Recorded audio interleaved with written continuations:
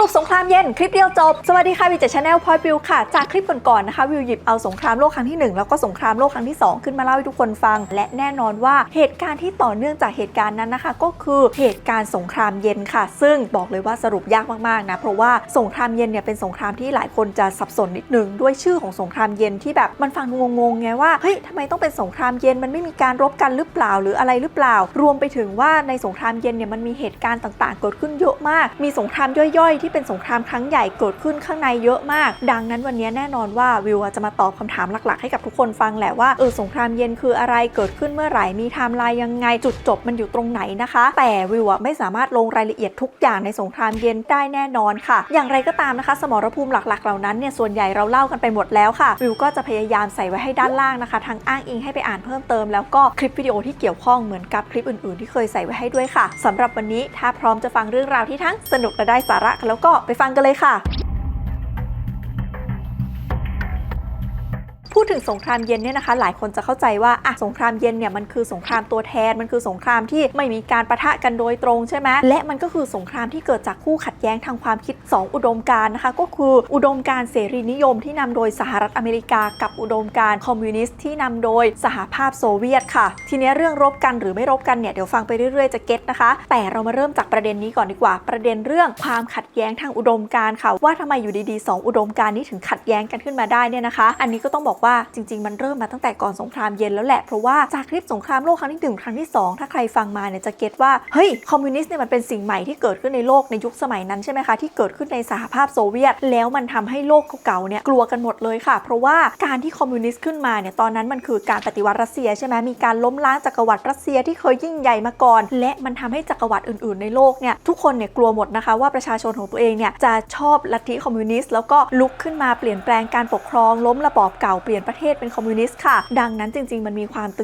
ึงๆเขม่นกันมาตั้งแต่ช่วงแบบก่อนหน้านี้แล้วแหละแต่ว่ามันยังไม่ได้มีการเขม่นกันโดยตรงนะคะจนกระทั่งมาช่วงหลังสงครามโลกครั้งที่2นี่แหละที่มันจะมีเหตุการณ์ที่ทำให้2อุดมการณ์เนี้ยเขาหันมาเขม่นกันจริงๆเป็นศัตรูกันจริงๆนะคะหลักๆเลยเนี่ยเริ่มจากเรื่องอุดมการณ์ก่อนมันก็ชัดเจนนะคะว่าอุดมการณ์ของเขาเนี่ยมันไม่ตรงกันใช่ปะอย่างแบบโลกเก่าทั้งหลายยุโรปเราเก็ตละจากช่วงสงครามโลกว่าทำไมเขาถึงไม่ชอบคอมมิวนิสต์ทำไมถึงไม่ชอบสหภาพโซเวียตใช่ไหมคะในขณะที่สหรัฐอเมริกาเนี่ยนะคะเป็นมหาอำนาจใหม่ในช่วงเวลานั้นค่ะเพราะว่าหลังจบสงครามโลกครั้งที่2เนี่ยประเทศในยุโรปทั้งหลายบอบช้ำกันมากนะคะเนื่องจากสงครามเนี่ยมันเกิดขึ้นในยุโรปใช่ไหมดังนั้นประเทศในยุโรปทั้งหลายเนี่ยก็ต้องพยายามฟื้นฟูเศรษฐกิจของตัวเองอะไรต่างๆสหรัฐอเมริกาเนี่ยเขาเพิ่งจะขึ้นมามีอำนาจใหม่ๆจากผลงานในช่วงแบบสงครามโลกเขาว่ามีเศรษฐกิจที่ดีกว่าประเทศอื่นๆจากการขายอาวุธจากการอะไรต่างๆเขาก็เลยรู้สึกว่าเฮ้ยฉันเนี่ยน่าจะเป็นผู้นำของโลกเสรีได้แล้วนะดังนั้นเนี่ยนะคะในฐานะผู้นำโลกเสรีเขาเนี่ยไม่อยากให้คนหันไปเปลี่ยนแปลงการปกครองเป็นระบอบคอมมิวนิสต์ค่ะเขาเนี่ยยึดมั่นในแนวคิดเสรีนิยมของตัวเองซึ่งมันจะมาพร้อมกับระบบเศรษฐกิจแบบทุนนิยมนะคะดังนั้นเขาก็มองว่าเฮ้ยคอมมิวนิสต์แกไม่ทุนนิยมเลยแล้วแกก็ไม่เสรีเลยฉันไม่โอเคกับคอมมิวนิสต์นะคะในขณะที่ฝั่งสหภาพโซเวียตฝั่งคอมมิวนิสต์ทั้งหลายเองเนี่ยก็รู้สึกว่านี่รู้ไหมปัญหาชีวิตของพวกเราทั้งหลายในยุคก่อนหน้าเนี่ยไม่ว่าจะเป็นสงครามโลกครั้งที่1สงครามโลกครั้งที่2หรือสงครามแบบนโปเลียนอะไรก่อนหน้านี้มันเป็นผลพวงมาจากพวกจักรวรรดินิยมทั้งนั้นเลยมันเป็นผลพวงมาจากระบอบการปกครองเก่ามันเป็นผลพวงมาจากไอ้พวกทุนนิยมที่ต้องการแสวงหาผลประโยชน์ของตัวเองดังนั้นฉันเนี่ยไม่อยากให้ประเทศต่างๆเป็นทุนนิยมหรอกเห็นไหมว่าแนวคิดเนี่ยมันค่อนข้างขัดแย้งกันแล้วทีนี้แนวคิดพวกนี้มันก็มาชัดขึ้นเพราะว่าผลของสนธิสัญญาต่างๆในช่วงหลังสงครามโลกครั้งที่2ค่ะคือตอนช่วงจบสงครามโลกครั้งที่2เนี่ยมันก็เหมือนเดิมเหมือนกับตอนจบสงครามโลกครั้งที่1ประเทศที่ชนะสงครามโลกครั้งที่2เขาก็ต้องมานั่งรวมกันใช่ไหมคะแล้วก็มาแบ่งเค้กกันว่าผู้แพ้จะต้องทำอะไรยังไงบ้างฉันจะต้องทำอะไรกับผู้แพ้1 2 3 4นะคะซึ่งแน่นอนค่ะว่าหนึ่งในประเทศผู้แพ้ที่เรียกได้ว่าเป็นผู้ก่อสงครามโลกครั้งที่2เลยแหละก็คือเยอรมนีค่ะอันนี้คือโดนไปหนักหน่วงเลยนะประเทศหลักๆที่ชนะสงครามเนี่ยไม่ว่าจะเป็นสหรัฐอเมริกาอังกฤษฝรั่งเศสรวมถึงโซเวียตเนี่ยนะคะเขาก็รู้สึกว่าเขาไม่อยากให้เยอรมันเนี่ยพังงาดกลับขึ้นมาได้อีกรอบนึงเขากลัวว่าเยอรมันจะก่อสงครามโลกเป็นครั้งที่3ค่ะดังนั้นเขาต้องหาวิธีเนี่ยกดเยอรมันลงไปให้ถึงขีดสุดซึ่งตอนนั้นเนี่ยตาม ามสนธิสัญญาที่เขาไปตกลงกันนะเขาก็ตัดสินใจว่าวิธีที่ฉันจะทำให้เยอรมันเนี่ยตกต่ำถึงขีดสุดก็คือการแบ่งเยอรมันเนี่ยออกเป็น4ส่วนนะคะให้แต่ละประเทศเนี่ยเอาไปดูแลเลยอังกฤษเอาไปส่วนหนึ่งฝรั่งเศสเอาไปส่วนหนึ่งโซเวียตเอาไปส่วนหนึ่งแล้วก็สหรัฐอเมริกาเนี่ยเอาไปส่วนหนึ่งแล้วในแต่ละส่วนที่ได้ไปเนี่ยนะประเทศเจ้าของก็มีหน้าที่ดูแลเรื่องการจัดเก็บภาษีการใช้ทรัพยากรไปเก็บค่าปฏิกรรมสงครามเก็บอะไรต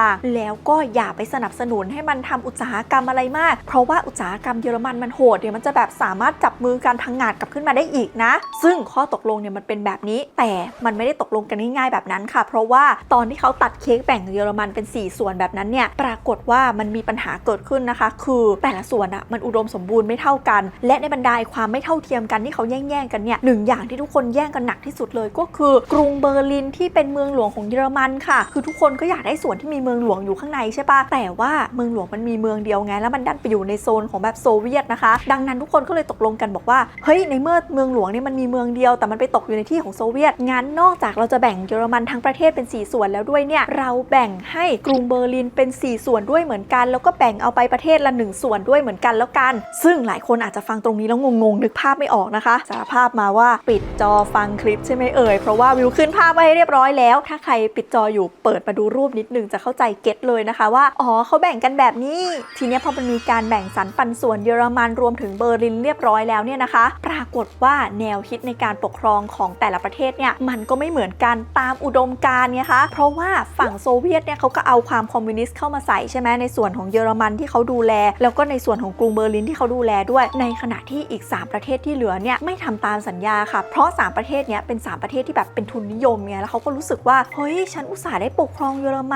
ันแบบมีอุตสาหกรรมที่ดีมีทรัพยากรมีเหมืองมีนู่นมีนี่ไปจำกัดเขาเสียดายของฉันในฐานะเจ้าของโซนเนี้ยฉันสนับสนุนอุตสาหกรรมเขาดีกว่าไหมแล้วมันจะได้ทำให้เราเนี่ยสามารถโกยผลประโยชน์จากเยอรมันได้เต็มที่แล้วยังไม่พอนะแบ่งเยอรมันออกเป็นส่วนเนี่ยมันทำให้แบบพวกอุตสาหกรรมหรือว่าเศรษฐกิจมันโตยากเพราะว่าถ้าทรัพยากรมันต้องส่งข้ามประเทศไปเพื่อทำอุตสาหกรรมมันก็ไม่คุ้มใช่ไหมดังนั้นประเทศโลกเสรี3ประเทศนี่นะคะเขาก็เลยจับมือกันซุบซิบกันค่ะประมาณว่าเอาอย่างนี้ไหมเรารวมเยอรมันกลับเป็นประเทศเดียวดีกว่าเราจะได้แบบใช้ประโยชน์จากเยอรมันได้เต็มที่โซเวียตเธอเอาด้วยไหมนะปรากฏว่าฝั่งโซเวียตเนี่ยนะคะหันมาแล้วแบบเฮ้ยแกจะทำแบบนี้ได้ยังไงเราก็ตกลงกันตั้งแต่แรกแล้วว่าเราจะแบ่งเยอรมันเพราะเราไม่อยากไปส่งเสริมอุตสาหกรรมมันแล้วจะไปส่งเสริมทำไมเราอุตส่าห์บอกว่าจะลดนี่ไอ้พวกทุนนิยมไอ้พวกโลภมากนี่ไงคือแนวคิดเขาไม่เหมือนกันอุดมการณ์เขาไม่เหมือนกันอยู่แล้วนะคะดังนั้นโซเวียตก็ยิ่งไม่พอใจฝั่งโลกเสรีนิยมเนี่ยมากขึ้นส่วนฝั่งโลกเสรีนิยมก็ไม่พอใจโซเวียตเหมือนกันค่ะจำเรื่องนี้เอาไว้ดีๆเดี๋ยวมันจะกลายเป็นเรื่องสำคัญที่เรากำลังจะพูดถึงกันนะส่วนอีกประเทศนึงเนี่ยนะคะที่เขาตกลงกันแล้วแบบมันไม่ลงตัวเหมือนกันก็คือข้อตกลงเรื่องโปแลนด์ค่ะจำได้ไหมคะว่าตอนสงครามโลกครั้งที่2เนี่ยโปแลนด์เป็นตัวละครสำคัญตัวหนึ่งเลยแหละเพราะว่าตอนนั้นเนี่ยนะคะนาซีเยอรมันเนี่ยสามารถยึดออสเตรียไปได้แล้วใช่ไหมยึดเช็กโกสโลวาเกียไปได้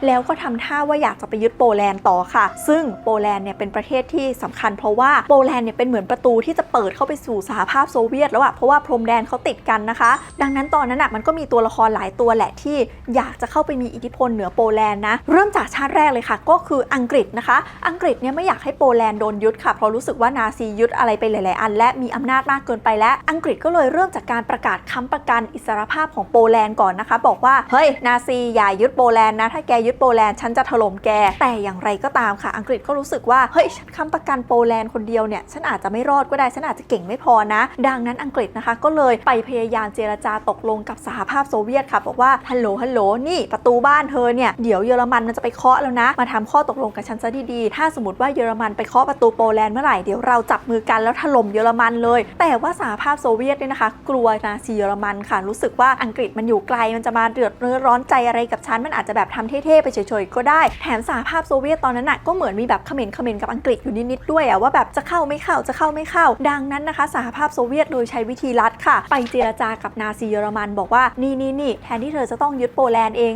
งเรามาดิวกันเลยแม้แล้วเราแบ่งโปแลนด์กันไปคนละครึ่งประเทศเลยโปแลนด์ทางตะวันออกที่ติดโซเวียตเดี๋ยวฉันดูแลเองโปแลนด์ทางตะวันตกเธอก็เอาไปไหมดีไหมนาซีแล้วเราก็เป็นพันธมิตรกันเราไม่ต้องตีกันไงแต่ว่าสุดท้ายนะนาซีเยอรมันดันฉีกสัญญานี้ทิ้งนะคะบอกว่าอยากตกลงอะไรก็ตกลงไปสิโซเวียตแต่ว่าโปแลนด์ทั้งประเทศจะต้องเป็นของฉันแล้วนาซีเยอรมันก็บุกโปแลนด์ยึดไปเลยทั้งประเทศนะคะทำให้ฝั่งโซเวียตเนี่ยโกรธแล้ว2ฝั่งเขาก็เลยมีการปะทะกันอะไรกันจนสุดท้ายช่วงนั้นเนี่ยนะคะโซเวียตก็คือลงแรงไปเยอะมากเป็นคนปลดปล่อยยุ โรปตะวันออกปลดปล่อยโปแลนด์ปลดปล่อยอะไรจากอำนาจของนาซีค่ะดังนั้นพอสงครามโลกครั้งที่2จบปึ้งประเทศทั้งหลายเหล่านี้มันควรจะไปอยู่ภายใต้อำนาจใครโดยเฉพาะโปแลนด์นะคะฝั่งโซเวียตก็บอกว่าโปแลนด์ก็ของฉันสิครึ่งนึงเนี่ยฉันเคยทำสัญญากับเยอรมันไว้แล้วฉันก็ยังเป็นคนปลดปล่อยโปแลนด์อีกอะไรอีกโปแลนด์ควรจะมาเป็นคอมมิวนิสต์ควรจะมาเป็นส่วนหนึ่งของฉันในขณะที่ฝั่งอังกฤษบอกว่าเฮ้ยแต่ฉันเนี่ยประกาศรับรองเอกราชโปแลนด์เอาไว้ตั้งแต่แรกนะฉันน่ะไม่อยากให้โปแลนด์ไปอยู่ภายใต้อิทธิพลใครแล้วโปแลนด์ควรจะเป็นโลกเสรีควรจะมีสิทธิ์เลือกผู้นำของตัวเองเป็นประเทศเอกราชนะไม่อย่างนั้นเนี่ยยึดกันไปยึดกันมาเดี๋ยวประวัติศาสตร์ซ้ำรอยเกิดสงครามโลกอีกรอบ2ฝ่ายนี้ก็พยายามจะตกลงกันนะคะแต่ตกลงไม่ได้ค่ะสุดท้ายก็เลยใช้วิธีว่าเอางี้ให้โปแลนด์เนี่ยจัดเลือกตั้งแล้วก็เลือกเองเลยว่าจะเอาพรรคคอมมิวนิสต์ที่โซเวียตสนับสนุนอยู่ขึ้นมาเป็นรัฐบาลหรือจะเอารัฐบาลพัฒถิ่นที่ไปจัดตั้งที่อังกฤษเนี่ยขึ้นมาเป็นรัฐบาลนะคะซึ่งตอนแรกทั้ง2ฝั่งสัญญาว่าจะไม่ไปยุ่งกับการเลือกตั้งค่ะแต่ว่าฝั่งสหภาพโซเวียตเนี่ยรู้สึกว่าปล่อยไว้ก็แพ้สิดังนั้นก็เลยเหมือนแบบไปหนุนหลังพรรคคอมมิวนิสต์ของโปแลนด์นะคะสุดท้ายพรรคคอมมิวนิสต์ก็เลยชนะได้ขึ้นปกครองประเทศค่ะและทำให้พรรคคอมมิวนิสต์เนี้ยมีความสัมพันธ์อันพิเศษกับพรรคคอมมิวนิสต์ของสหภาพโซเวียตนั่นเองในช่วงเวลาระหว่างที่เขากำลังเลือกตั้งโปแลนด์อะไรกันอยู่ก็คือช่วงเวลาประมาณนั้นน่ะคลิปนี้วิวไม่ได้เรียงไทม์ไลน์เป๊ะนะคะพยายามรวบเหตุการณ์เข้ามาเพื่อให้เข้าใจง่ายเนาะถ้าอยากรู้ว่าอันไหนเกิดก่อนเกิดหลังดูจากปีคศที่วิวขึ้นให้ที่มุมจอแทนนะคะตอนช่วงแบบต้นมากๆของสงครามเย็นเลยเนี่ยนะคะโจเซฟสตาลินผู้นำของสหภาพโซเวียตตอนนั้นเนี่ยดันมีโอกาสปราศัยครั้งหนึ่งค่ะแล้วเขาก็พูดเลยเรื่องอุดมการณ์อะไรต่างๆโลกเก่าจักรวรรดินิยมรวมถึงไอ้พวกทุนนิยมนี่แหละที่ทำให้ชีวิตของพวกเราลำบากทำให้เกิดสงครามโลกครั้งที่1ครั้งที่2ก็พูดปรากฏว่าพูดไปพูดมามันไปเข้าหูของฝั่งสหรัฐอเมริกาค่ะ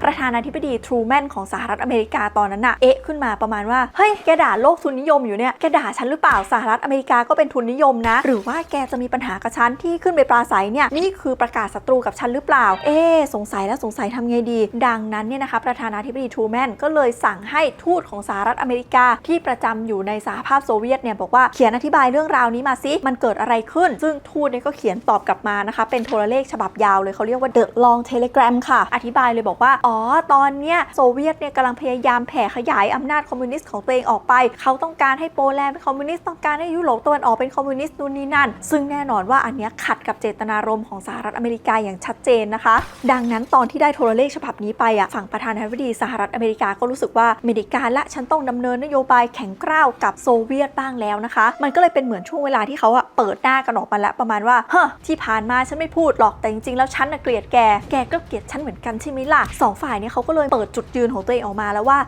ที่ผ่านมาที่ฉันอ้อมแอมจริงๆแล้วฉันก็มองแกเป็นศัตรูนั่นแหละซึ่งเนื่องจากสงครามเย็นเนี่ยมันเป็นสงครามที่มันไม่ได้มีการประกาศสงครามกันเหมือนกับสงครามโลกครั้งที่1ครั้งที่2ที่มันแบบบึ้มกันชัดเจนดังนั้นสงครามเย็นมันไม่ได้มีจุดเริ่มต้นแบบชัดๆอย่างที่วิวเล่ามาเห็นป่ะมันก็มีคาบเกี่ยวกับสงครามโลกครั้งที่2ครับอะไรแต่หลายๆคนจะชอบปักหมุดเอาไว้ว่าจุดที่เริ่มสงครามเย็นจริงๆก็คือตอนที่ประธานาธิบดีสหรัฐอเมริกาได้โทรเลขฉบับยาวฉบับนั้นไปนั่นแหละค่ะทีนี้พอเปิดหน้าแบบไม่ชอบกันจริงจังและแต่ละคนก็เลยดำเนินนโยบายของตัวเองตามอุดมการณ์ของตัวเองไปค่ะฝั่งสหรัฐอเมริกาเนี่ยมองว่ายุโรปตะวันตกเนี่ยมันอยู่แบบแผ่นดินเดียวกับโซเวียตไงแล้วมันก็ใกล้กันกว่าแบบสหรัฐอเมริกาเยอะเลยนะคะเศรษฐกิจฝั่งยุโรปตะวันตกก็เริ่มพังเริ่มอะไรถ้าสมมติว่าเศรษฐกิจไม่ดีเดี๋ยวจะกลายเป็นว่ายุโรปตะวันตกเนี่ยอยากจะเปลี่ยนแปลงการปกครองไปใช้แบบระบอบคอมมิวนิสต์หรืออะไรนะดังนั้นสหรัฐอเมริกานะคะก็เลยใช้ Marshall Plan หรือว่าแผนการ Marshall ค่ะเพื่อที่ว่าจะให้งบให้ทุนให้สนับสนุนอะไรไปให้เศรษฐกิจของฝั่งยุโรปตะวันตกเนี่ยดีนะคะคนเนี่ยจะได้ไม่อยากเปลี่ยนแปลงการปกครองนั่นเองค่ะส่วนฝั่งโซเวียตเนี่ยก็แผ่อำนาจนำเสนอนโยบายคอมมิวนิสต์ของตัวเองต่อไปแบบเฮ้ยประเทศนั้นประเทศนี้มาเป็นคอมมิวนิสต์สิเดี๋ยวฉันจะให้การสนับสนุนอะไรไปนะคะประเด็นก็คือจำที่วิวเซฟไว้ได้ไหมที่พูดไปถึงเยอรมนีที่เขามีการแบ่งออกเป็นเขตต่างๆตอนนี้ฝั่งโลกเสรีเขาจับมือกัน3ฝ่ายแล้วใช่ไหมแล้วก็รวบเยอรมนีของเขา3ก้อนเนี่ยเป็นก้อนเดียวนะคะเราจะเรียกสิ่งนี้ว่าเยอรมันตะวันตกค่ะในขณะที่ฝั่งที่โซเวียตดูแลเนี่ยเราจะเรียกว่าเยอรมันตะวันออกนะซึ่งพื้นที่มันจะเป็นแบบในภาพที่ขึ้นให้ดูนะคะว่าเยอรมันตะวันออกเนี่ยก็จะอยู่ฝั่งตะวันออกใช่ไหมเยอรมันตะวันตกอยู่ฝั่งตะวันตกและในเยอรมันตะวันออกก็จะมีกรุงเบอร์ลินที่โดนแบ่งออกเป็น2ส่วนเหมือนกันคือเบอร์ลินตะวันออกกับเบอร์ลินตะวันตกนะคะซึ่งเบอร์ลินตะวันตกเนี่ยปกครองแบบประชาธิปไตยอยู่กับโลกเสรีเบอร์ลินตะวันออกอยู่กับโซเวียตอยู่กับคอมมิวนิสต์ทั้งหลายนะทีเนี้ยด้วยความที่มันใกล้กันมากๆแล้วมันเคยเป็นประเทศเดียวกันมาก่อนตอนที่ตัดแบ่งเขาตัดแบ่งด้วยพื้นที่ไงดังนั้นมันก็มีประชาชนหลายๆคนนะคะที่อยู่ฝั่งที่แบบเป็นคอมมิวนิสต์อยู่ฝั่งเบอร์ลินตะวันออกอยู่ฝั่งเยอรมันตะวันออกเขาก็รู้สึกว่าไม่ฉันไม่อยากอยู่กับคอมมิวนิสต์ฉันอยากไปอยู่กับฝั่งโลกเสรีวิธีที่เขาจะย้ายฝั่งเนี่ยง่ายมากค่ะคือทำไงก็ได้ให้ตัวเองเข้าไปอยู่กับฝั่งตะวันตกคือจะไปแบบตะวันตกเลยจ จริงๆก็ได้หรือว่าจะแค่เข้าไปในโซนของเบอร์ลินตะวันตกก็ได้นะคะซึ่งแรกๆก็คือไปง่ายเลยคือแบบมีแค่รั้วลวดหนามกั้นนะแต่โซเวียตเขาก็ไม่ได้อยากให้เกิดเหตุการณ์นั้นขึ้นไงดังนั้นสุดท้ายมันก็เลยมีการล้อมกำแพงกันแบบจริงจังที่เขาเรียกกำแพงเบอร์ลินนั่นแหละซึ่งมันก็จะนำไปสู่เหตุการณ์แบบปิดล้อมกรุงเบอร์ลินซึ่งเป็นเหตุการณ์ครั้งแรกๆสุดๆเลยที่สหรัฐอเมริกาเผชิญหน้ากับสหภาพโซเวียตแบบจริงจังค่ะประมาณว่าเฮ้ยเธอจะปิดล้อมแบบนี้ไม่ได้นะซึ่งวิวเคยเล่าหนึ่งในเหตุการณ์เรื่องนี้เอาไว้แล้วน่าจะทำให้ทุกคนเห็นภาพกันมากขึ้นไปดูในคลิปรักแท้ต้องไม่แพ้กำแพงเบอร์ลินนะคะเป็นคลิปที่โรแมนติกแล้วก็น่าจะทำให้เข้าใจเหตุการณ์แบบกำแพงเบอร์ลินอะไรอย่างนี้มากขึ้นด้วยนะคะใดๆก็ตามกลับเข้าเรื่องต่อค่ะทีเนี้ยนอกจากบริเวณเยอรมันแล้วเนี่ยนะมันก็ยังมีประเทศอื่นๆอีกมากมายนะคะที่มีคอมมิวนิสต์เนี่ยก็จะพยายามแผ่อำนาจตัวเองเข้าไปแล้วก็โลกเสรีเนี่ยแผ่เข้าไปถ้าสมมติว่าประเทศไหนแผ่เข้าไปแล้วมันดันเป็นแบบได้ไปคนละครึ่งประเทศอันนี้ก็จะแบบมีปัญหาเกิดขึ้นมีการหนุนหลังมีการเมืองเบื้องหลังอะไรต่างๆมากมายแล้วก็เกิดเป็นสงครามที่มีการรบกันจริงๆมีการปะทะกันจริงๆแต่ไม่ใช่โซเวียตปะทะกับสหรัฐอเมริกาเป็นสงครามที่เกิดจากตัวแทนของ2ประเทศนี้ในสมรภูมินั้นๆเนี่ยปะทะกันนะคะเช่นสงครามเกาหลีที่แบบเกาหลีเหนือเป็นตัวแทนฝั่งคอมมิวนิสต์เกาหลีใต้เป็นตัวแทนฝั่งสหรัฐอเมริกาสงครามเวียดนามนู่นนี่นั่นแบบที่วิวเคยเล่าไปนะคะสามารถไปดูคลิปย่อยตรงนั้นได้มันก็จะเกิดการปะทะแบบนี้เป็นสงครามตัวแทนตามที่ต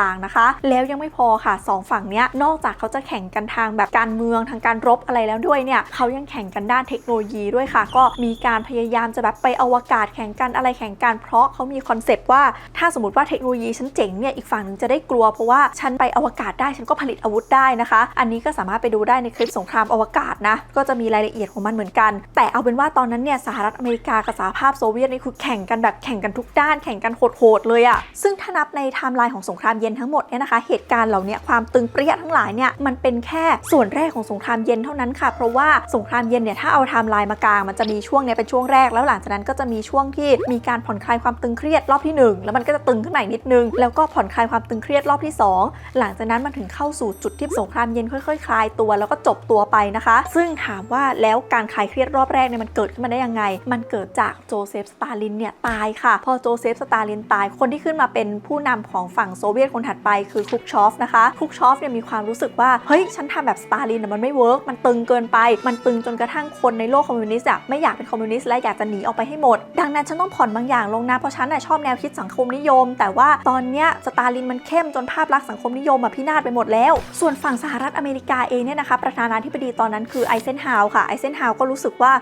ลัวเหมือนกันกลัวฝั่งโซเวียตนะเพราะว่าโซเวียตเพิ่งจะส่งดาวเทียมสปุกนิกขึ้นไปโคจรรอบโลกได้สำเร็จก่อนสหรัฐอเมริกานะคะดังนั้นไอเซนฮาวก็รู้สึกว่าเขาส่งดาวเทียมไปได้เดี๋ยวเขาจะแบบยิงนิวเคลียร์มาใส่เราไหมอะไรไหมนะดังนั้น2ฝ่ายมีความเบาลงทั้งคู่มันก็เลยผ่อนคลายความตึงเครียดงั้นเรามาตกลงอะไรกันบางอย่างไหมก็เลยมีการแบบมาหาการฝั่งผู้นำโซเวียตเนี่ยมาสหรัฐอเมริกาเลยนะแล้วก็มาเจรจากันแบบลดนั่นลดนี่กันหน่อยอย่าไปตึงให้มันมากเลยนะคะแต่การผ่อนคลายครั้งนั้นมันก็ไม่ได้อยู่ยืดค่ะเพราะว่ามันดันไปเจอกับวิกฤตคิวบานะคะคิวบาเนี่ยเป็นประเทศที่อยู่ใกล้สหรัฐอเมริกามากเรียกว่าจ่อหน้าบ้านเลยว่าอย่างนั้นเถอะซึ่งคิวบาเนี่ยมันเคยมีการเปลี่ยนแปลงการปกครองอะไรที่สหรัฐอเมริกาเข้าไปช่วยซึ่งปรากฏว่าพอช่วยเสร็จแล้วนายกคิวบาที่เลือกตั้งมาได้เนี่ยดันไปแบบคิดว่าอุ้ยสังคมฉันเป็นสังคมที่ชนชั้นเยอะเกินไปฉันควรจะลดชนชั้นในสังคมนะอะไรนะประเด็นคือฝั่งสหรัฐอเมริกามองว่าสิ่งที่เขาทำเฮ้ยมันดูคอมมิวนิสต์มากเลยฉันไม่โอเคดังนั้นคิวบาก็รู้สึกว่าเธอไม่โอเคกับฉันแล้วไงนี่ประเทศฉันในเมื่อเธอไม่โอเคกับฉันงั้นฉันจับมือกับโซเวียตเลยนะคะก็เลยให้โซเวียตมาตั้งแบบฐานทัพนิวเคลียร์อะไรที่ประเทศตัวเองได้แล้วปรากฏว่าสหรัฐอเมริกามาว่าเฮ้ยอันนั้นอะไรนั่นฐานยิงนิวเคลียร์เหรอนี่โซเวียตเธอแอบเอาฐานยิงนิวเคลียร์มาตั้งจ่อหน้าบ้านฉันหรอนะคะเหตุการณ์ในครั้งนั้นตึงเครียดมากเกิดเป็นสงครามโลกครั้งที่3แล้วนะเพราะว่าฝั่งสหรัฐอเมริกาก็บอกว่าเฮ้ยแกทำแบบนี้ไม่ได้แกจะมายุ่งกับคิวบาไม่ได้นี่มันหน้าบ้านฉันส่วนฝั่งโซเวียตก็บอกว่าหน้าบ้านแกแต่ไม่ใช่แกไงนี่มันที่สาธารณะดังนั้นมันก็มีการแบบพึ่มกันหนักๆเลยเพราะว่าประธานาธิบดีของสหรัฐอเมริกาก็เปลี่ยนคนด้วยเปลี่ยนเป็นแบบจอห์นเอฟเคนเนดีซึ่งไม่ได้ดำเนินนโยบายเหมือนไอเซนฮาวดังนั้นตอนนั้นคือแบบเหมือนนิวเคลียร์แทบจะจ่อกันแล้วนะคะแทบจะยิงกันแล้วแหละโชคดีที่ประธานาธิบดี2ฝ่ายเนี่ยตัดสินใจว่าเฮ้ยไม่เอาไม่คุ้มหรอกก็เลยคุยกันเป็นการส่วนตัวอะไรอย่างเงี้ยแล้วเหตุการณ์มันก็เลยค่อยๆคลายลงนะคะซึ่งอันนี้วิวเคยเล่าไว้เต็มๆแล้วสามารถไปดูได้เกี่ยวกับฟุตบอลด้วยนะบอกเลยว่าเรื่อง ทั้งหมดเนี่ยมันเริ่มจากการแค่เตะบอลเท่านั้นน่ะแทบจะเกิดสงครามโลกครั้งที่3แล้วอะในช่วงนี้เนี่ยแหละค่ะที่ประธานาธิบดีอเมริกามาเจรจากันรอบ2เนี่ยก็เลยเป็นช่วงเวลาที่แบบเป็นการผ่อนคลายอีกรอบนึงเพราะว่าทั้ง2ฝั่งก็มาเจรจากันว่าด้วยเรื่องการใช้นิวเคลียร์นี่แหละประมาณว่าเฮ้ยเราต้องมีข้อจำกัดบ้างนะเราตกลงกันดีลกันทั้งคู่ไหมว่าเธอไม่ทำฉันก็ไม่ทำดังนั้นตัวหลัก2ตัวเนี่ยเริ่มเบาลงแล้วแต่ว่าที่อื่นๆในโลกอันนี้เราไม่นับนะเพราะว่าในเอเชียสงครามตัวแทนอะไรก็คือยังครุกรุ่นกันอยู่ทั่วโลกเลยนะคะแล้วหลังจากช่วงนั้นเนี่ยนะคะมันก็มีเหตุการณ์ต่างๆที่ทำให้สงครามเย็นเนี่ยค่อยๆคลายตัวลงค่ะเหตุการณ์หนึ่งก็คือในช่วงก่อนที่จะแบบไปเจรจาอะไรกับสหรัฐอเมริกาเนี่ยจริงๆโซเวียตเคยทำสัญญาตัวหนึ่งเอาไว้นะบอกว่าจะสนับสนุนเรื่องสิทธิมนุษยชนในพื้นที่ที่เป็นแบบคอมมิวนิสต์มากขึ้นอะไรมากขึ้นนะคะแต่พอเอาจริงๆอะเรื่องอื่นอะโซเวียตทำได้เรื่องเนี้ยโซเวียตยังแบบไม่สามารถทำได้อะไรขนาดนั้นน่ะดังนั้นมันก็เลยกลายเป็นข้ออ้างนะคะให้พวกประเทศยุโรปตะวันออกทั้งหลายที่อยู่ภายใต้อำนาจของโซเวียตอะเริ่มรู้สึกว่าไม่อะเธอไม่ทำตามสัญญาฉันไม่อยากอยู่ภายใต้เธอและฉันอยากปลดปล่อยตัวเองเป็นอิสระแล้วนะอะไรนะซึ่งมันไม่ได้แปลว่าโซเวียตอะโฮอยู่ทุกประเทศนึกออกปะเพราะว่าอำนาจของโซเวียตไม่ได้เท่าเดิมแล้วนะคะประกอบกับเขามีการเปลี่ยนผู้นำอีกครั้งหนึ่งนะคะเป็นนายกอร์บาชอฟค่ะซึ่งกอร์บาชอฟเนี่ยก็รู้สึกว่าเฮ้ยคอมมิวนิสต์ที่ดีสังคมนิยมที่ดีอะไรต่างๆเนี่ยมันต้องเป็นมิตรกับประชาชนแบบเป็นมิตรเลยดังนั้นเขาก็นำเสนอนโยบายออกมา2ตัวนะคะชื่อว่ากลาสโนสกับเปเรสตอยกาค่ะหลักๆก็คือการแบบปรับเศรษฐกิจปรับการเมืองปรับอะไรให้มันเป็นมิตรมากขึ้นนะคะดังนั้นแทบจะเรียกได้ว่าเป็นการผ่อนคลายถึงขีดสุดคือแทบจะประกาศสันติภาพกับสหรัฐอเมริกาแล้วอะทีนี้พอความตึงเครียดมันแบบลดลงมันก็เหมือนสงครามแบบจะจบลงแล้วใช่ไหมแต่ว่าสงครามเนี่ยนะคะมันก็ไม่ได้มีจุดสิ้นสุดแบบสิ้นสุดอะมันจะมีแค่จุดที่คนตกลงกันไว้ว่าอ่ะน่าจะเป็นจุดนี้แหละที่เรียกได้ว่าสงครามเย็นสิ้นสุดลงแล้วนะคะซึ่งมันจะมีอยู่2จุดด้วยกันค่ะจุดแรกก็คือการพังกำแพงเบอร์ลินนะคะคือพอความขัดแย้งมันลดลงอะไรลดลงเนี่ยคนก็เริ่มเรียกร้องว่าเฮ้ยฉันเป็นคนเยอรมันเหมือนกันฉันอยากเดินทางข้ามเยอรมันตะวันตกตะวันออกได้นะฝั่งโซเวียตเนี่ยก็มีการเหมือนแบบไปประชุมกันแล้วก็ประกาศว่าเดี๋ยวจะมีการเปิดพรมแดนนะอะไรนะทีเนี้ยแมสเสจที่มันออกไปเนี่ยนะคะคนอะไม่ได้จับใจความได้ว่ามันจะมีการเปิดพรมแดนคนจับใจความได้ว่าพรมแดนเปิดดังนั้นคนก็ไปออกันอยู่ตรงกำแพงเบอร์ลินนะคะแล้วก็เหมือนแบบมันเฮกันไปเฮกันมาก็มีคนเอานู่นเอานี่ไปทุบกำแพงเบอร์ลินจนกระทั่งมันกลายเป็นเหตุการณ์ทลายกำแพงเบอร์ลินค่ะหลายคนก็เลยบอกว่านี่แหละสัญลักษณ์ที่มันกั้นระหว่างคอมมิวนิสต์กับโลกเสรีเนี่ยมันทลายไปแล้วนี่คือจุดสิ้นสุดสงครามเย็นนะคะส่วนอีกจุดหนึ่งที่หลายคนจะบอกว่าเฮ้ยไม่ใช่ตอนทลายกำแพงเบอร์ลินยังไม่นับว่าสิ้นสุดนะต้องตรงนี้ต่างหากที่จะนับว่าสิ้นสุดจริงๆก็คือการล่มสลายของสหภาพโซเวียตในปี1991ช่วงเดือนธันวาคมค่ะเพราะว่าตอนนั้นในช่วงเดียวกับทลายกำแพงเบอร์ลินอะไรเนี่ยนะยุโรปตะวันออกทั้งหลายก็เริ่มรู้สึกแล้วว่าฉันไม่อยากอยู่กับโซเวียตฉันไม่อยากอยู่กับโซเวียตก็มีการลุกขึ้นมาประท้วงลุกขึ้นมาพยายามจะเปลี่ยนแปลงการปกครองอะไรต่างๆเมืองนั้นก็หลุดไปเมืองนี้ก็หลุดไปสุดท้ายด้วยอะไรต่างๆเนี่ยมันทำให้โซเวียตเหมือนโฮอำนาจของตัวเองไม่อยู่นะคะกอร์บาชอฟก็เลยเหมือนต้องขึ้นมาแล้วก็ประกาศประมาณว่าสหภาพโซเวียตล่มสลายแล้วอะไรแล้วค่ะคนก็เลยบอกว่าจุดนี้นี่แหละคือจุดสิ้นสุดสงครามเย็นที่แท้จริงนะคะแต่ต้องบอกว่า2จุดนี้ก็มีคนคิดเท่าๆกันเลยนะว่าเฮ้ยจุดทลายกำแพงเบอร์ลินต่างหากคือจุดสิ้นสุดสงครามเย็นเฮ้ยจุดโซเวียตล่มสลายต่างหากคือจุดสิ้นสุดสงครามเย็นแต่อย่างไรก็ตามนะคะต้องบอกว่ามันก็มีคนที่คิดแบบที่3ด้วยค่ะก็คือเขาคิดว่าหรือจริงๆแล้วสงครามเย็นเนี่ยมันยังไม่เคยสิ้นสุดลงเลยนะคะเพราะว่าผลจากสงครามเย็นหลายๆอย่างมันก็ยังมีประเทศอื่นๆอีกที่มันยังไม่จบเช่นเกาหลีเหนือเกาหลีใต้ก็ยังไม่ได้รวมชาติวิกฤตรัสเซียยูเครนทุกวันนี้ก็ยังปะทุกลับมาอยู่ซึ่งมันเป็นผลพวงมาจากแบบเรื่องตอนสหภาพโซเวียตส่วนพวกสงครามตัวแทนต่างๆเราจะนับว่าพวกในตะวันออกกลางทุกวันนี้ยังเป็นสงครามตัวแทนอยู่ไหมมันก็เลยยังเป็นที่ถกเถียงของนักวิชาการกันอยู่ค่ะว่าหรือจริงๆแล้วสงครามเย็นเนี่ยยังไม่จบยังไม่เคยจบไปแค่ตัวเอกของฝั่งสหภาพโซเวียตเนี่ยเปลี่ยนชื่อเป็นรัสเซียเท่านั้นและช่วงก่อนหน้านี้มันอาจจะเป็นช่วงแบบผ่อนคลายของสงครามเย็นอยู่ก็ได้เพื่อรอว่าวันไหนเนี่ยมันจะปะทุขึ้นมากลายเป็นช่วงแบบตึงเครียดอีกรอบนึงเหมือนกับที่รัสเซียยูเครนเพิ่งจะปะทุไปนั่นเองค่ะและทั้งหมดนี้นะคะก็คือเรื่องราวของสงครามเย็นที่วิวเก็บมาเล่าให้ทุกคนฟังค่ะก็หวังว่าทุกคนจะชอบกันนะคะถ้าใครชื่นชอบคลิปนี้อย่าลืมกดไลค์เป็นกำลังใจให้วิวแล้วก็กดแชร์เพื่อชวนเพื่อนๆมาดูด้วยกันค่ะและพบกันใหม่โอกาสหน้านะคะทุกคนบ๊ายบายสวัสดีค่ะจบแล้วทุกคนมันยาวมากเลยเรื่องสงครามเย็นนะคะนี่ขนาดตัดรายละเอียดไปเยอะมากๆแล้วนะทุกคนจะเห็นว่าวิวเล่าแบบข้ามแต่มันน่าจะทำให้ทุกคนเห็นสาเหตุแล้วก็ที่มาที่ไปของความตึงเครียดได้มากยิ่งขึ้นนะคะส่วนเรื่องเจาะลึกว่าแต่ละประเทศแต่ละจุดแต่ละสนามรบมันอะไรยังไงก็รอดูในคลิปอื่นๆแล้วกันค่ะสำหรับคลิปที่ทำไปแล้วก็อย่างที่บอกเลยลงลิงก์ไว้ให้ด้านล่างแล้วส่วนใครอยากดูคลิปไหนแล้วมันยังไม่มีก็คอมเมนต์มานะคะเดี๋ยวจะพยายามเก็บมาเล่าให้ฟังค่ะวันนี้ลาไปก่อนแล้วกันค่ะทุกคนบ๊ายบายสวัสดีค่ะ